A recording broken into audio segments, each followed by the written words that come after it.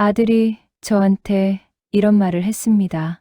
엄마, 인생 이미 끝난 거 아니야? 네, 저를 키운 아들이, 제가 손이 닳도록 일해서 의사를 만든 그 아들이 술 냄새를 풀풀 풍기면서 제 앞에 앉아 그렇게 말했습니다. 그것도 모자라서 이런 말도 했습니다. 보험이나 팔던 엄마가 뭘 알아? 난 그렇게 살기 싫거든. 저는 그 말을 들은 순간 눈물이 나지 않았습니다. 이상하게도 웃음이 나왔습니다.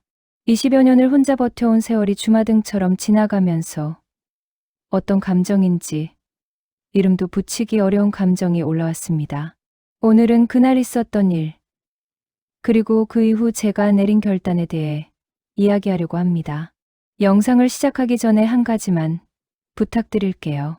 이 이야기가 남일 같지 않으신 분들, 혹은 비슷한 상처를 안고 살아오신 분들이라면 영상 아래 구독 버튼과 좋아요 한 번만 눌러주세요.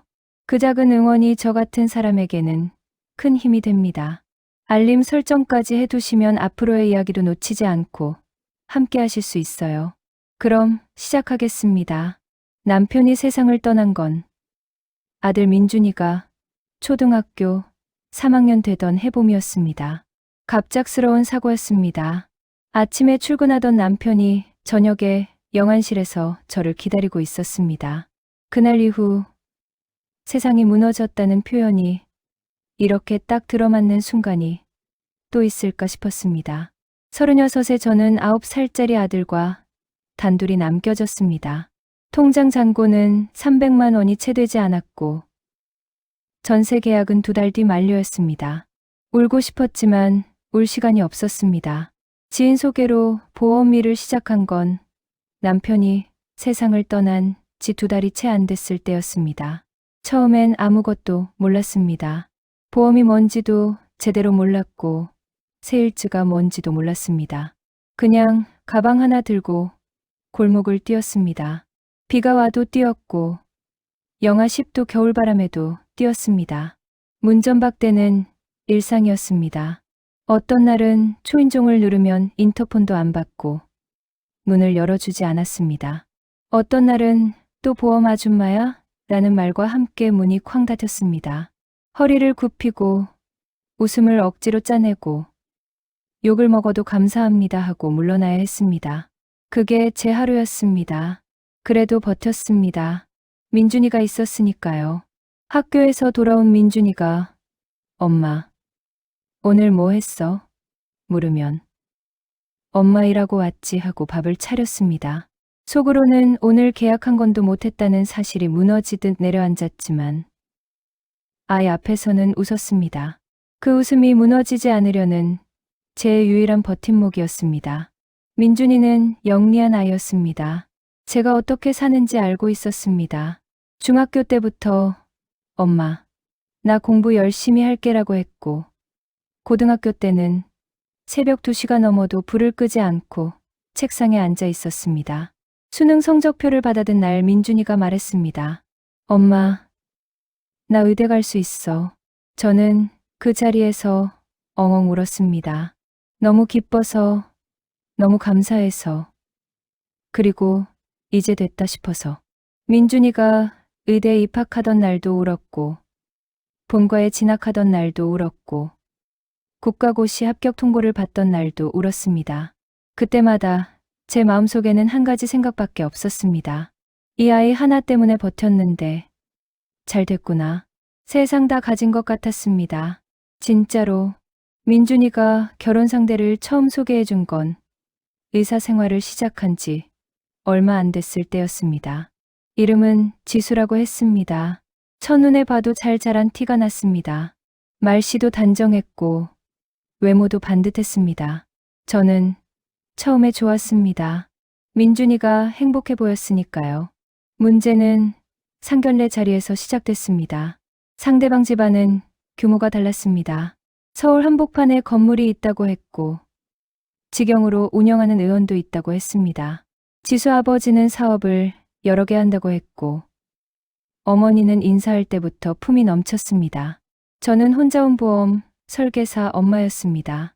그 자리에서 저는 이상한 감각을 느꼈습니다. 누군가의 시선이 저를 훑고 머릿속으로 무언가를 계산하는 듯한 느낌. 아무 말도 없었지만 공기가 말해주고 있었습니다. 그날 집에 오는 길에 민준이는 별말이 없었습니다. 평소엔 엄마 피곤하지 않아? 뭐 먹고 싶어? 물어보던 아이였는데 그날은 조용히 핸드폰만 봤습니다. 그게 시작이었습니다. 상견례 이후 민준이의 말투가 바뀌었습니다. 처음엔 미묘해서 제가 예민한 건가 싶었습니다. 그런데 점점 분명해졌습니다. 전화통화도 짧아졌고 주말에 들르던 발걸음도 뜸해졌습니다. 오랜만에 찾아온 날이면 엄마, 요즘 어때요? 하던 말이 용건이 뭔데요? 같은 느낌으로 바뀌었습니다. 제가 낳고 키운 아이인데 그 아이가 낯설어지기 시작했습니다. 어느 날 민준이가 찾아와 진지한 얼굴로 앉았습니다. 엄마, 솔직하게 얘기할게. 그 말투가 예사롭지 않았습니다. 나 봉지게 하기 싫어. 병원 월급쟁이는 좀 아닌 것 같아. 개원해야 할 것 같은데. 저는 조심스럽게 말했습니다. 경험도 쌓고 자금도 모으고 나서 개원하는 게 안전하지 않겠냐고. 그러자 민준이 얼굴이 굳더니 갑자기 목소리를 높였습니다. 엄마는 평생 보험이나 팔아서 모르는 거야. 내가 어떤 세계에서 사는지 알아? 나는 그렇게 살 수 없어. 그 한마디에 귀가 먹먹해졌습니다. 보험이나 팔아서. 그 말이 공기를 타고 제 심장 어딘가에 박혔습니다. 20여 년을 뛰어다니며 모욕도 참고 버텨온 그 일이 아들 입에서는 그냥 보험이나 파는 일이었습니다. 하지만 그게 끝이 아니었습니다. 결혼하면 개원해야 체면이 서. 엄마가 자금 좀 만들어줘. 저는 말이 나오지 않았습니다. 겨우겨우 입을 뗐습니다. 엄마, 노후는 어떻게 되는 거니? 그러자 돌아온 대답이 이것이었습니다. 엄마 인생 이미 끝난 거 아니야?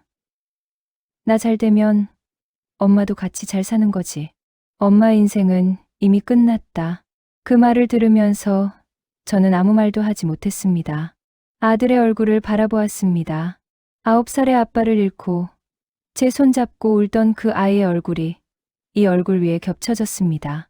근데 지금 눈앞에 있는 사람은 그 아이가 아니었습니다. 그날 밤 잠을 한숨도 못 잤습니다. 그리고 며칠 후 민준이가 또 찾아왔습니다. 이번엔 술 냄새까지 났습니다. 저녁이었는데 눈이 약간 풀려 있었습니다. 장모님이 그러시는데 엄마 노후까지 저희 집에서 책임지기는 좀 어렵다고. 엄마가 정리를 좀 해줘야 할 것 같아. 정리라는 단어를 들었을 때 저도 모르게 손이 떨렸습니다. 정리. 그 한 단어가 의미하는 것이 뭔지 저는 알고 있었습니다. 제가 가진 전부, 전셋집 보증금, 마지막 남은 노후 통장. 그게 전부 정리의 대상이라는 걸. 제 손으로 만든 돈이었습니다. 문전박대 당하며 번 돈이었습니다. 욕먹어가며 번 돈이었습니다. 아들 학비, 아들 등록금, 아들 교재비로 쓰고 남은 마지막 돈이었습니다. 저는 조용히 말했습니다. 엄마, 돈 없다. 그리고 줄 생각도 없어. 민준이 얼굴이 굳었습니다. 잠시 침묵이 흐르더니 비웃듯 내뱉었습니다. 진짜 실망이다. 그래서 사람들이 보험 아줌마 무시하는 거야. 이상하게도 눈물이 나지 않았습니다. 분노도 아니었습니다. 슬픔도 아니었습니다. 그 순간 20년이 한꺼번에 지나갔습니다. 초인종 눌러도 문 안 열어주던 사람들. 보험 아줌마 왔어요? 라고 손가락질하던 사람들. 계약서 한 장 쓰게 해달라고 몇 번이나 찾아가 허리 굽히던 날들. 그것이 전부 필름처럼 돌아갔습니다. 그리고 웃음이 나왔습니다. 아들한테 처음으로 제대로 말했습니다. 그래, 엄마, 보험 아줌마다. 근데 그 보험 아줌마가 너 의사 만든 거야. 그리고 저는 돌아섰습니다. 민준이가 뭐라고 했는지 듣지 않았습니다. 현관을 열고 나가라는 눈빛 한번 보냈습니다. 평생 참고 받아주고 안아줬던 제가 처음으로 등을 돌렸습니다. 문이 닫히고 나서 저는 거실 소파에 앉아 오래 있었습니다. 울지도 않았습니다. 그냥 멍하니 있었습니다. 그리고 아주 천천히, 아주 조용하게 뭔가가 풀리는 느낌이 왔습니다. 20년 동안 어깨에 얹혀있던 돌덩이 하나가 굴러 떨어지는 것 같은 느낌이었습니다. 아들을 위해서가 아니라 나를 위해서 살아야겠다는 생각. 그게 처음으로 들었습니다. 그날 이후로 저는 민준이가 연락을 해도 바로 받지 않았습니다. 예전 같았으면 한 번만 울려도 달려나갔을 텐데 이제는 잠깐 두고 봤습니다. 아들이 어떤 용건으로 연락하는지, 어떤 말투로 말하는지, 뭔가 필요한 게 생겼을 때만 연락이 왔습니다. 나는 오래전부터 알고 있었던 것 같습니다. 다만 인정하기 싫었던 것이겠지요. 아들에게 저는 엄마가 아니라 든든한 후원자이자 언제든 꺼낼 수 있는 예비 자금이었던 겁니다. 얼마 지나지 않아 민준이 예비장인 집안이 투자 문제로 시끄럽다는 소문이 들려왔습니다. 아는 사람을 통해 흘러들어온 이야기였는데 사업 쪽에서 큰 손실이 생겼다고 했습니다. 예전 같았으면 걱정이 됐을 겁니다. 혹시 민준이한테 불똥이 튀는 건 아닐까? 결혼은 잘 되는 걸까? 하고요. 근데 이상하게 그런 감정이 별로 들지 않았습니다. 아들의 일은 아들이 해결해야 합니다. 저는 더 이상 그 인생의 조연이 될 생각이 없습니다. 저는 요즘 이른 아침에 일어납니다. 오래전부터 해보고 싶었던 일들을 조금씩 시작했습니다. 동네 공원을 걷는 것, 오래 읽고 싶었던 책을 읽는 것, 그리고 제 이름 석자로 뭔가를 해보는 것.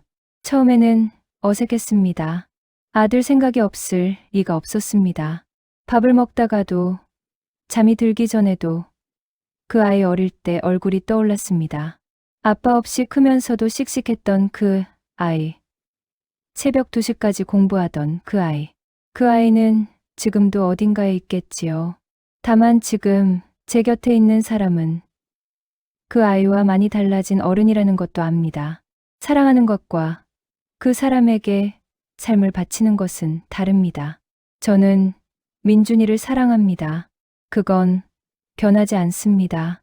하지만 그 사랑 때문에 제 노후를 통째로 넘기거나 제 삶의 마지막 페이지를 아들, 인생의 배경으로 쓰게 두지는 않을 겁니다. 엄마 인생은 이미 끝났냐고 했죠? 아니요. 이제 시작입니다. 20년을 남을 위해 살았습니다. 이제 남은 시간은 저를 위해 쓸 겁니다. 늦지 않았습니다. 저는 아직 걸을 수 있고, 생각할 수 있고, 꿈꿀 수 있습니다. 보험 가방 들고 골목 뛰던 그 에너지가 이번엔 제 인생을 향합니다. 오늘 이 이야기가 조금이라도 공감이 됐다면 비슷한 상처를 안고 계신 분들께 이 영상을 한번 보내주세요. 그리고 아직 구독 버튼 못 누르신 분들, 지금이 딱 좋은 타이밍입니다. 구독과 좋아요, 알림 설정까지 해주시면 다음 이야기도 함께 할 수 있습니다. 저는 또 돌아오겠습니다. 오늘도 버티고 계신 모든 분들 수고 많으셨습니다. 본대본은 창작 각색물이며 실제 인물 사건과 무관합니다. 무단 복제 및 재배포를 금합니다.